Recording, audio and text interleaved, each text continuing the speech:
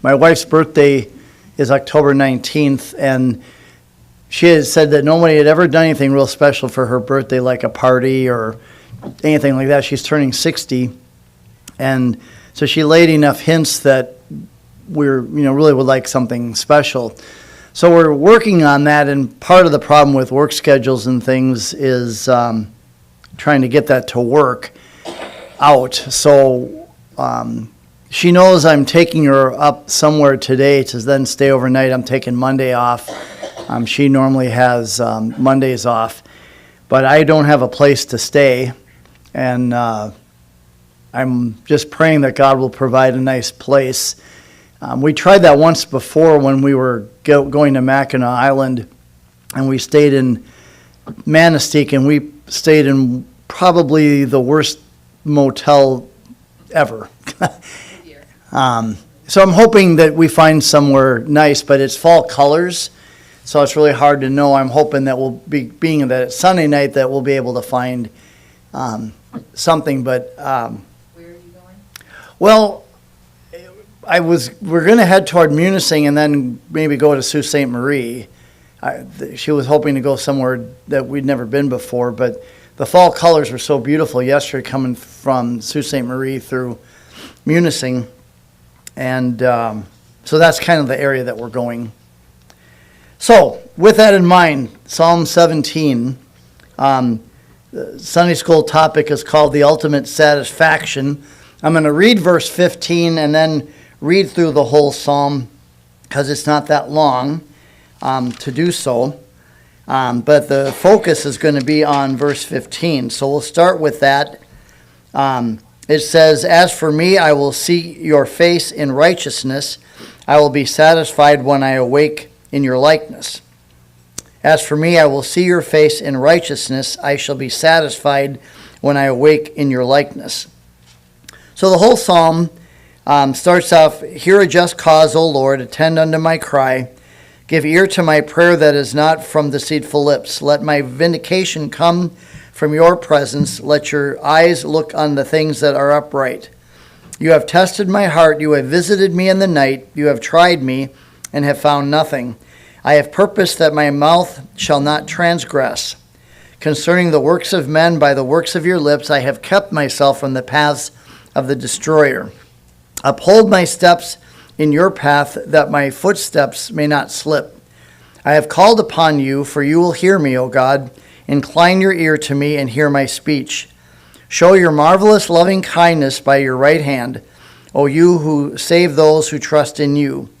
Find from those who rise up against them, keep me as the apple of your eye. Hide me under the shadow of your wings from the wicked who oppress me, from my deadly enemies who surround me. They have closed up their fat hearts, with their mouth they speak proudly.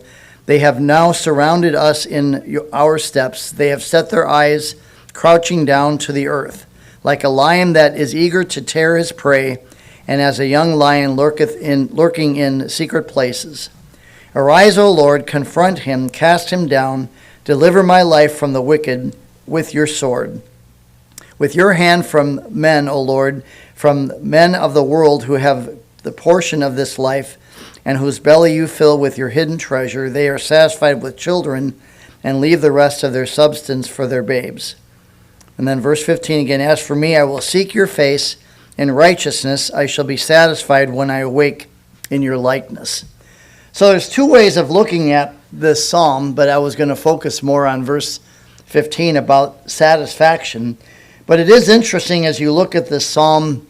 Verse 3 talks about God testing us or trying us, where it says, "You have tested my heart, you visited me in the night, you have tried me and found nothing.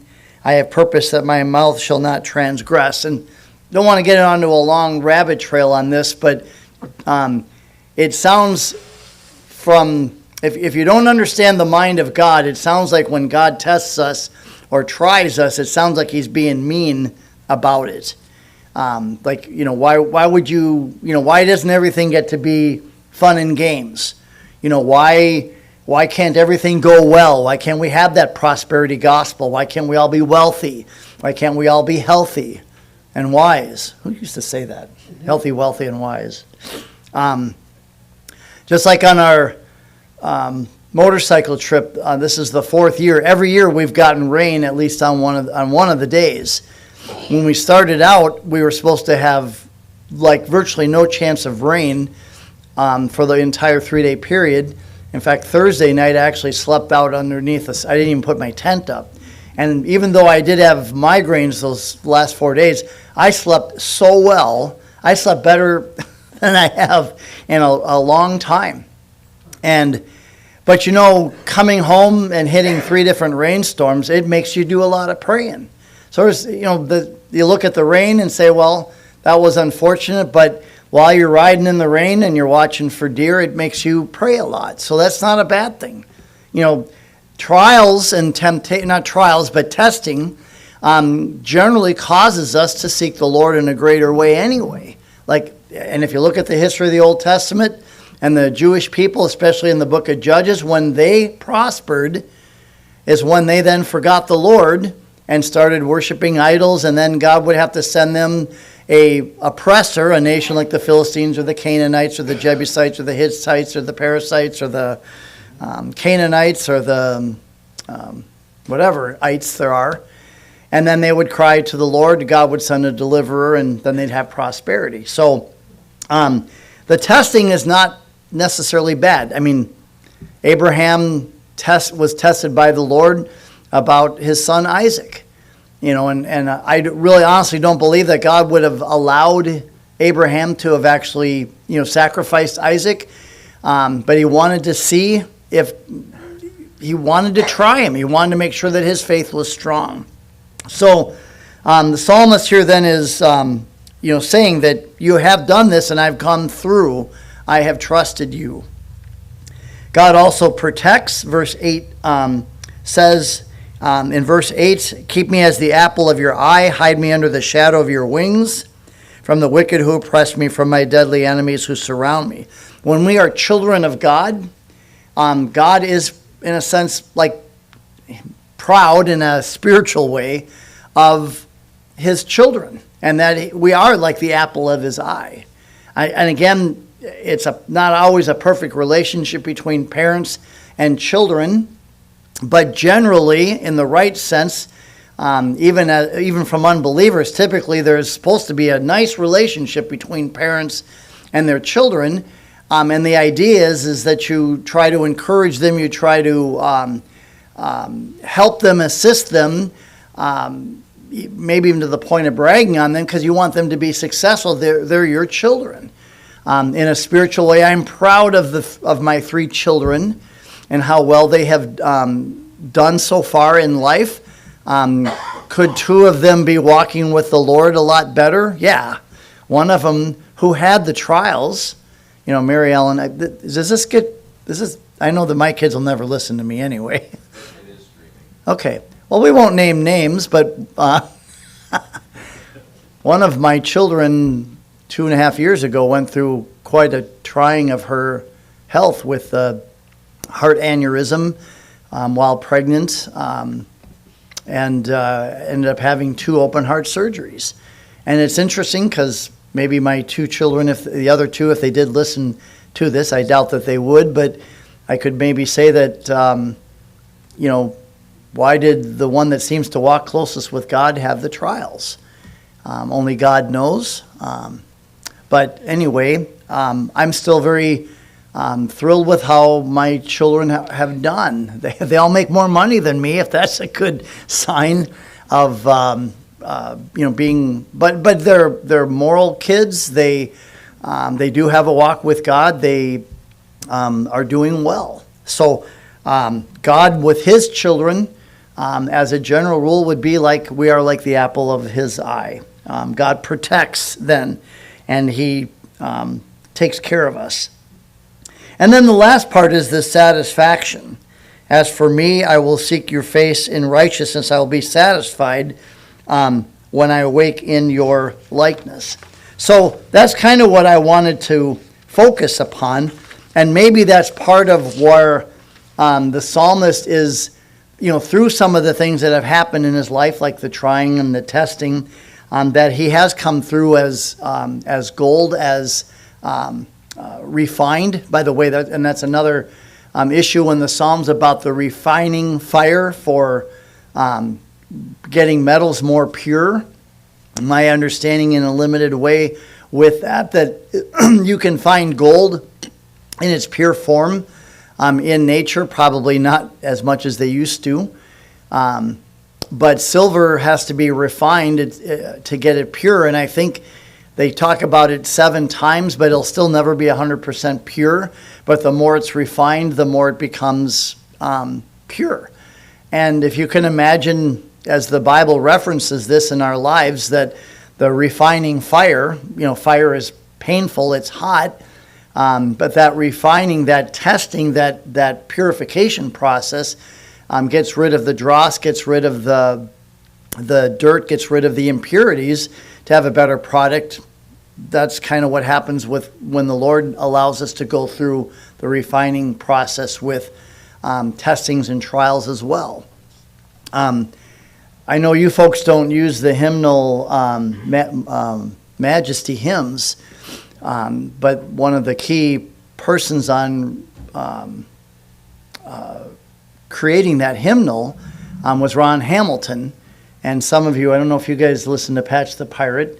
Ron Hamilton was about 10 years older than me. He was at Bob Jones, so I didn't know him because he was 10 years older, but he ended up with a tumor in his eye, or behind his eye. And if I remember this story correctly, when they went to they were originally just going to do a biopsy on his eye in the early 70s, and I guess when they did the surgery, they found how bad the cancer was, so they removed his eye. And he wakes up with a patch on his eye, and his eye is missing. Apparently, he'd been involved in the children's ministry at the church that they had attended, and some of he had a lot of kids, and some of their friends came in to see him, and the kids started calling him Patch the Pirate, and that's how that ministry started. Was because Ron Hamilton had a tumor that had to have his eye removed, and not only do we have this tremendous ministry of Patch the Pirate, but also one of the most powerful songs that he wrote is called Rejoice in the Lord. He makes no mistakes. He knows every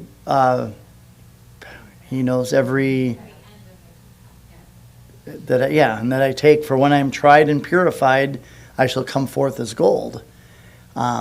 So an extreme on that, but again, the idea about that's why sometimes trials and testings, that God has a purpose and a plan, we just have to trust. And again, a lot of times it does come down to trust, like with the city of Jericho. What an odd way to defeat the city of Jericho. If you look at, I'm going to get on that rabbit trail. But again, just numerous times where God is making us go through difficulties so that we trust in Him. But getting back to this concept of satisfaction, the 3 things that I want us to see in regard to the satisfaction concept is that we're going to be satisfied when we see the Lord, we'll be satisfied when we're resurrected, and that we're going to be satisfied when we're like Jesus. We're going to be satisfied when we see the Lord, we're going to be satisfied when we are resurrected, and we're going to be satisfied when we are like Jesus. Now, the word in the Hebrew for satisfaction is to have enough. It's to have enough. It's to fill. It's the needs, not necessarily the wants. It's to have enough. It's to fill. It's funny because as you well know, I have a very addictive personality. I have a hard time stopping almost anything that I consume, especially when I like it a lot.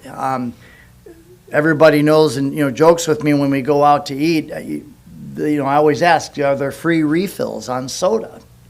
And so I will, and maybe that's partly because it helps me feel fuller. I don't know, but it's this idea that I could drink Coke Zero or regular Coke if I could afford the calories.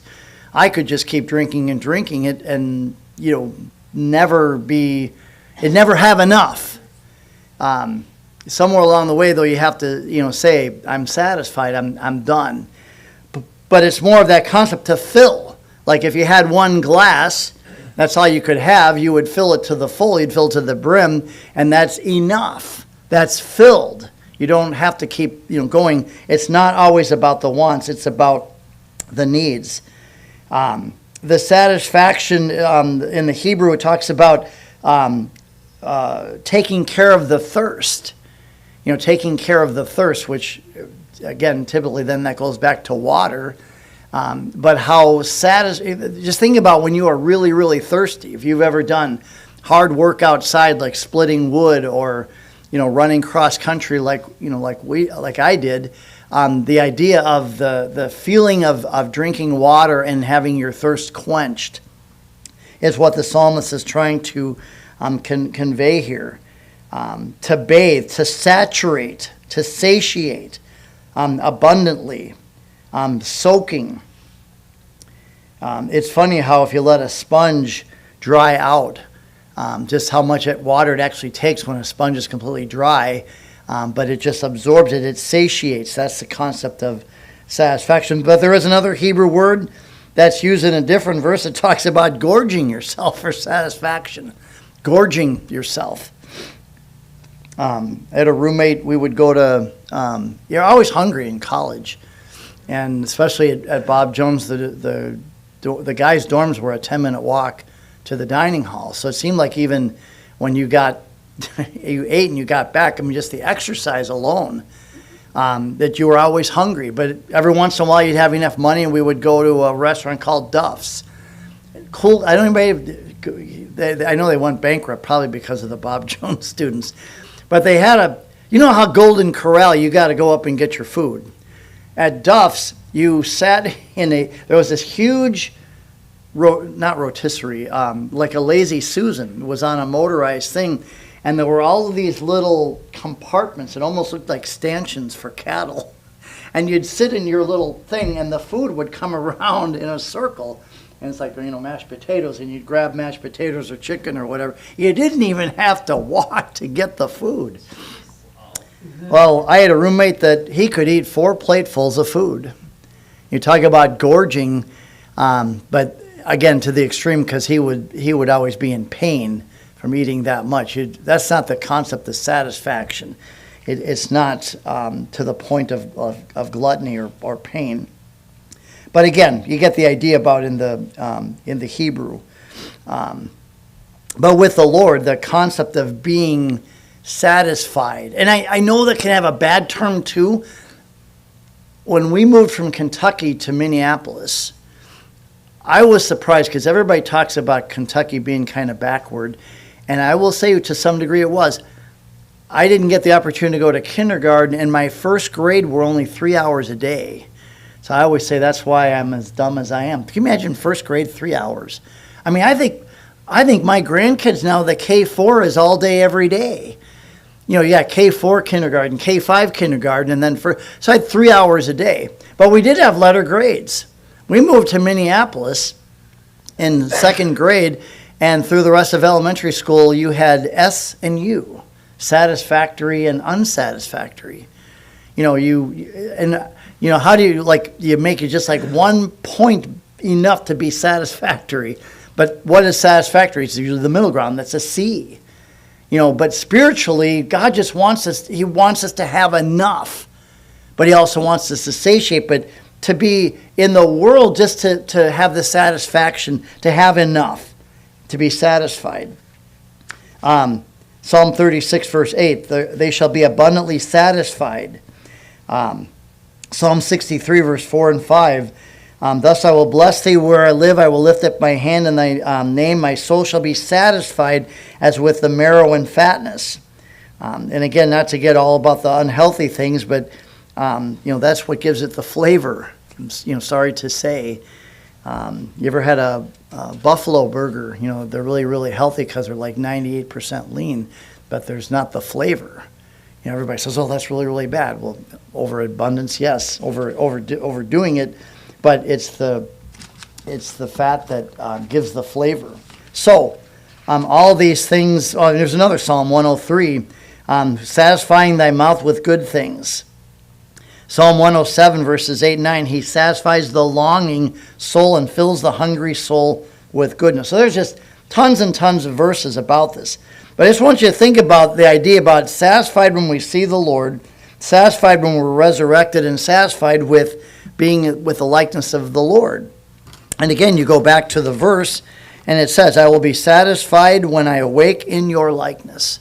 So think about the things that we try to be satisfied with, even in our day-to-day living. I'm not talking about things that are worldly, that are bad. I mean, we have to live, we have to have a house, we have to, we have to eat, we have to drink. I think God wants us to have some forms of entertainment and things, but the difference between overdoing it versus just being satisfied with what God gives us. Think about that from a monetary standpoint. As a general rule, most people that become true Bible-believing, born-again Christians are not necessarily the multimillionaires. Yes, there are some. I know of one. Certainly read about a lot of them. I think God's blessed them because they're so generous in, giving to ministries. In fact, I think it was Letourneau, the guy that invented the tractor and then the college named after him. His goal was to give 90% of his income to the Lord, not 10%, but 90%. And, he was very, very successful financially. But typically, we're the blue collar, we're the people, we have enough. We have, so the satisfaction. I knew one guy that, he bought a boat, a pleasure boat. And then that wasn't enough, so he sold it, so then he bought another one. And then he used that for about a year, and then, that wasn't enough, so then he bought another one. And it's like just bigger and faster and all that, and it's like, well, when do you stop? We've been in the car market because our, cars are getting old. We did buy a used Corolla, still trying to sell the old Corolla, the 2007, if you know of anybody that needs an ugly-looking car with lots of miles on it, but it runs great. But I've been satisfied with that car. We just took it to out west, 5,500 miles on that thing. I trust it, but it is an ugly-looking car. But would I like to have one of them new Corvettes that are $100,000? I'd love to have one, but I'm okay to not have one. It's okay. I believe in heaven there will be better things than $100,000 Corvettes. So, what are we satisfied? The people in the world are always looking for something to make them happy. And not always talking about addictions, but I still remember this pattern that I saw in junior high through high school. For some strange reason, kids would try cigarettes. I don't know if there's a nicotine buzz on that or if it's just to be cool, but most of the people then graduate from, smoking cigarettes to, to drinking beer. And in the 70s, in Chicago, it was not hard to get anything. My first driver's license didn't even have a photo on it. So, it's more like, I don't care how old or young you are. So you could then people graduated from drinking beer to the hard stuff. And then they'd go from the hard stuff to doing pot. And one of the friend of mine that got me introduced to really involved with the drinking and the drugs, went to college, he tried LSD. I mean, can you, of all, it's like, when are you going to stop? And it messed him up. You can have these really bad trips. It messed him up. When would he ever be satisfied with what the world can offer? My childhood friend Brad that died of AIDS, he would have been the last guy that ever thought would have chosen the alternate lifestyle, but he was never happy, and he was such an attractive guy. He could have had any girl size, shape, color, whatever, but he told me he was getting bored. And then he ended up living with a woman who had 4 kids. Well, I was really surprised that he went that direction. But then, 2 years later, he chose that lifestyle, and then contracted AIDS. And when he was dying, his sister, who was a believer, asked me to come and visit him. And I'm sitting there, spent the whole day with Brad and, talking about things of the Lord, and just said, you have tried everything to find satisfaction and happiness. You've tried everything but the Lord. Why won't you just try God to get satisfaction? And I wish I could tell you that he, said, yeah, let me give, but he actually wasn't bitter. He wasn't angry, but he just said, I'm not going to call on God now that I'm dying. I'm not going to just, like fire insurance, I'm just going to die and just let it be at that. But the point is there's the world, you'll never find satisfaction. Wasn't it Tom Brady that came out of retirement again? Did he win 7 Super Bowls? Or was it 7 that he's been in and he won 5? I mean, when is enough? I like Michael Jordan. We lived in Chicago during those glory years, and part of me wishes he had never retired because I think he would have won a championship every year. But 3 years and he retires and tries baseball. And he doesn't find satisfaction in that, so he comes back and he gets 3 more championships, and then he retires, and then he comes back again. And I hear that he has an incredible, I'm not going to say gambling addiction, but he can't thrive on just playing a game without a risk. So I guess when he goes golfing, and this may have been years and years ago, but $50 a hole for winning the hole. I wish I had that kind of money, but it's like he's got to have this thrill. Not finding satisfaction in things of the world.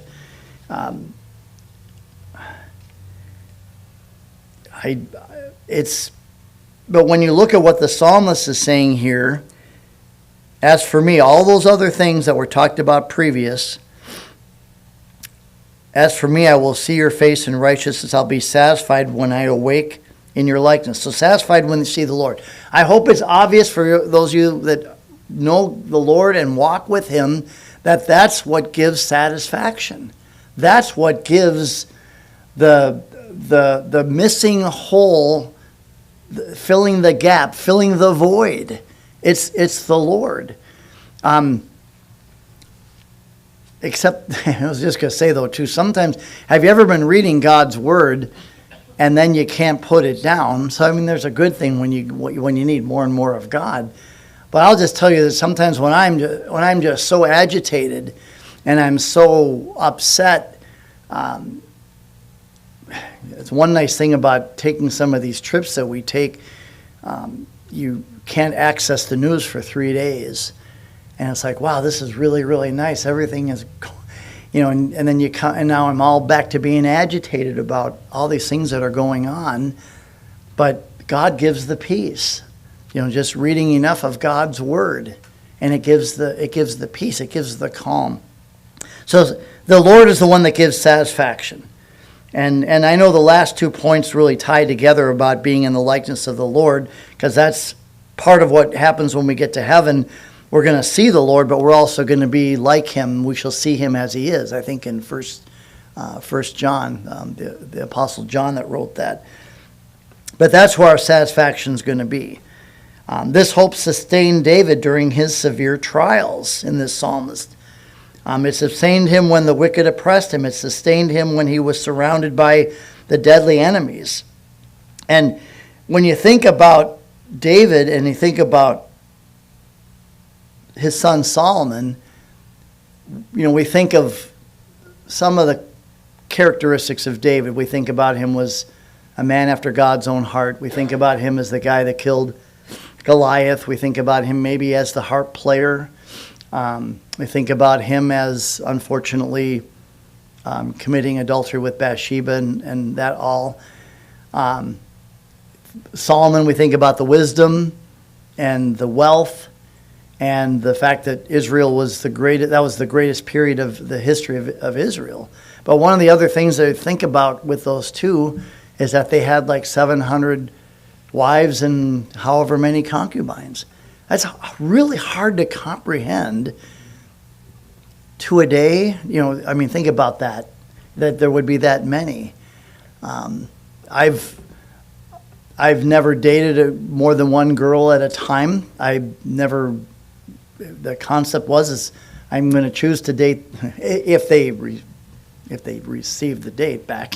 I had a lot of turn downs, like 99.999%, but typically I did not just, I'm going to date you this week and next week I'm going to date you. I mean, my idea was I want to have a relationship with you, so, one at a time.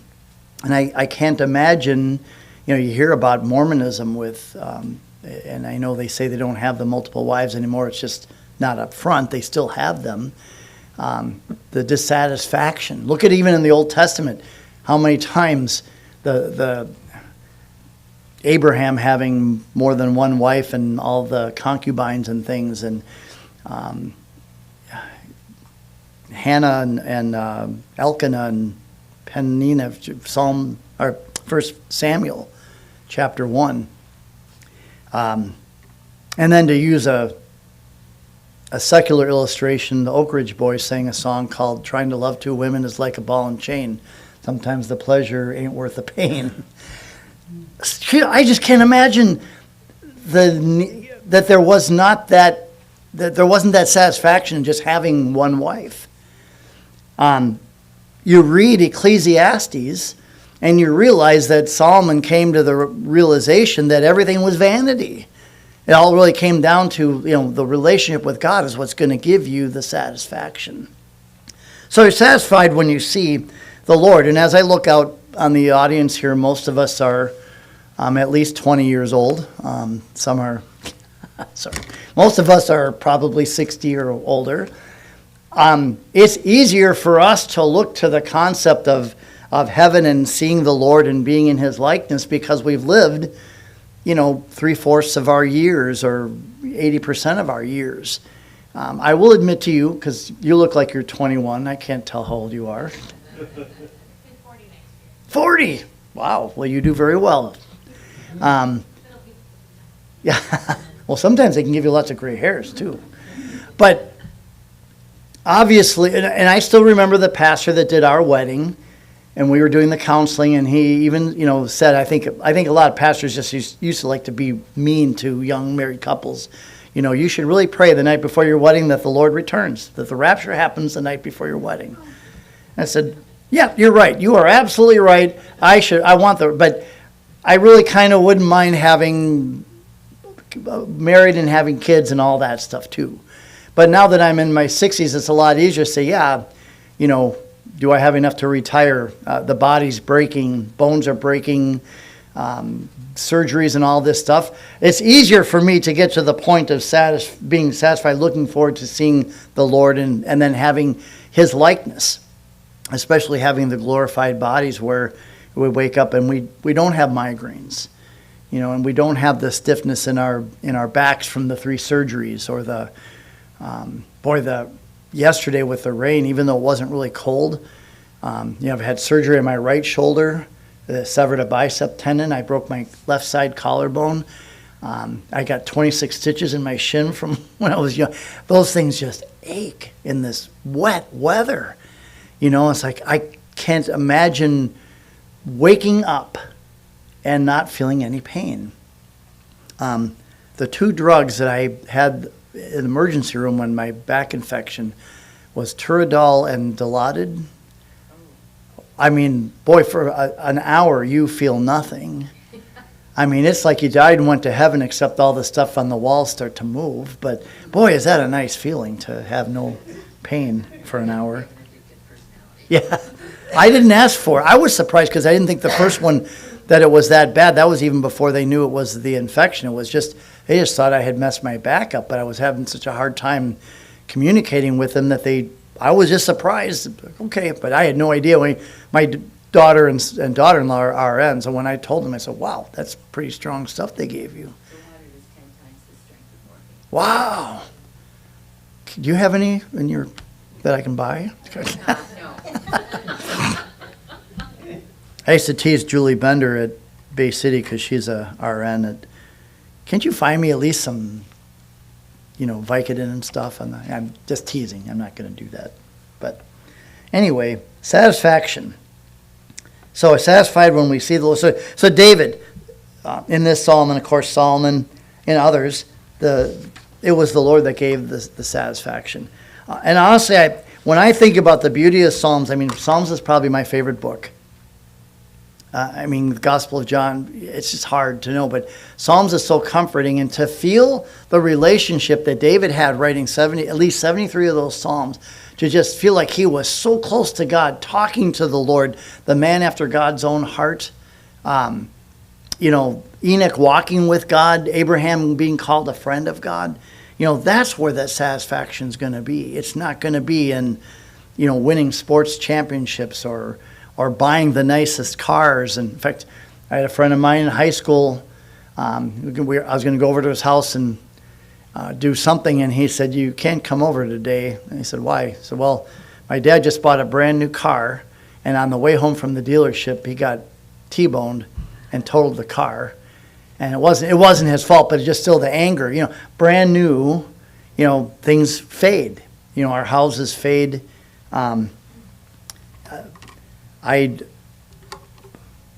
We've got a couple of properties in our town. The houses are over $2 million. The property taxes are $38,000 a year. And it's just like, and the one guy, one of the other ones, they bought the property next door and tore the house down because he didn't want a neighbor. And that was like at least a $500,000 house. He just wanted the vacant, but never being satisfied with, then we think about the song, I've Got a Mansion Just Over the Hill, So again, satisfaction when we see the Lord. Satisfied when we're resurrected. That's also in this verse here too. See your face in righteousness. Satisfied when I awake.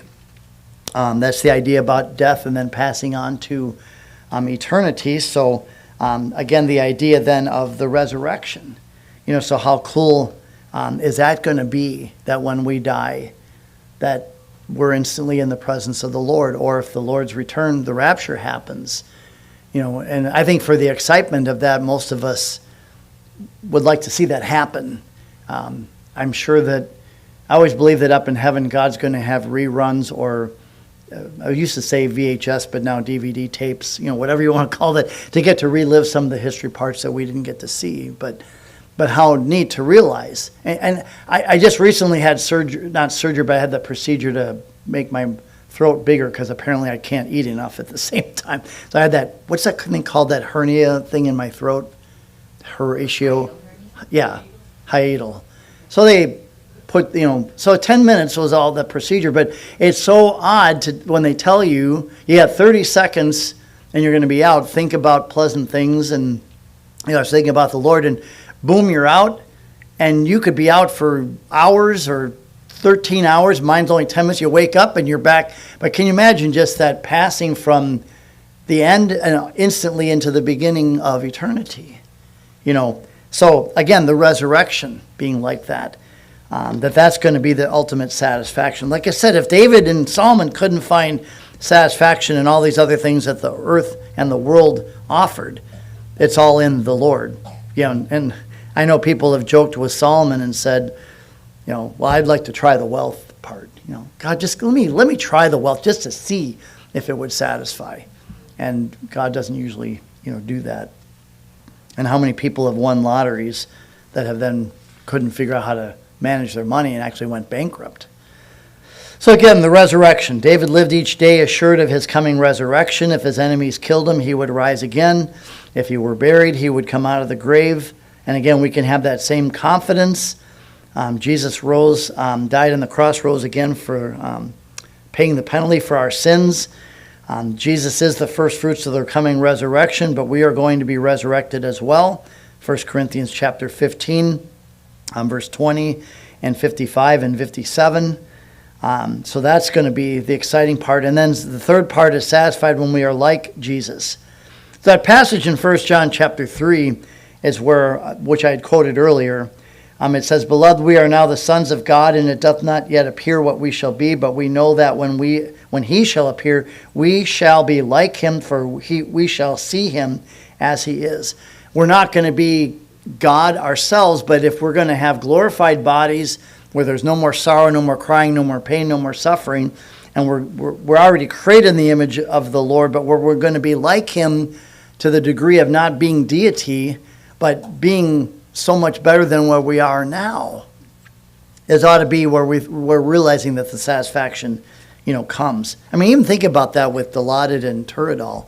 If it's 10 times more powerful, but it was only for like an hour, to have that feeling, to then want that again, and then again, and again, and then I'm sure it's more like you have to double and triple the dose kind of a thing, to never have that satisfaction of that feeling. But the satisfaction with the Lord, and then being like him. Spurgeon said, "My satisfaction is to come. I shall awake at the sound of the trumpet, walk to everlasting joy, because I will arise in your likeness." Funny, too, about the size of Spurgeon's church. There was a really funny Christian comic, funny but sad, but the comic has a huge church that runs like 5,000 people, beautiful, ornate, and then this other church way over here that is falling apart and decrepit and probably only seats 50 people. And they got the pastor of the decrepit church running toward the big church, and the pastor of the big church running toward the other church, and they both say at the same time, "I'm finally getting what I wanted." And if you're not satisfied there, he wasn't satisfied there. You have to find satisfaction in the Lord. Are you tired of searching for something to satisfy? I've known people, even some of the believers, that like when football season ends, they are just like, "Oh, there's nothing." Like, man, a day like, well, I guess the Packers already played and lost. Apparently, I wasn't in reception anywhere, but it's supposed to be 88 degrees in Green Bay today on October 1st. I hope people aren't inside watching football today. This is incredible. Where's your satisfaction? Come to Jesus and end your fruitless quest. Christ gives salvation, hope, and the ultimate satisfaction. John chapter 6, verse 35. Jesus said unto them, "I am the bread of life. He that cometh to me shall never hunger, and he that believeth on me shall never thirst." And again, sometimes there's just nothing like water for the quenching, and even bread for just the food, and easy to make and inexpensive. Comments or questions? Examples. Confessions. Anybody want to admit your faults? Well, you're talking about the satisfaction. Rock Hudson wasn't satisfied either.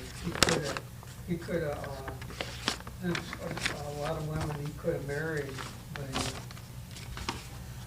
he chose ultimate lifestyle too. Yeah. Yeah, if it's not in the Lord, you'll never be. And I know that I'm kind of a harsh critic, because I actually had somebody at our Lodi church say that to me, because we could have a week of meetings and we could run 80 people a night, and perfect weather and everything working, and I'd always say, but this could have been better. And finally the one guy says, "You're just never satisfied ministry wise." I'm glad, for goals, that it's always good to, but that's the problem with goals, is sometimes if you don't attain the goal, even in a spiritual way. But I did have to, learn that God's in control, whether we had 80 or 10. Yeah. Anyone else? All right, we got 6 minutes till we start again.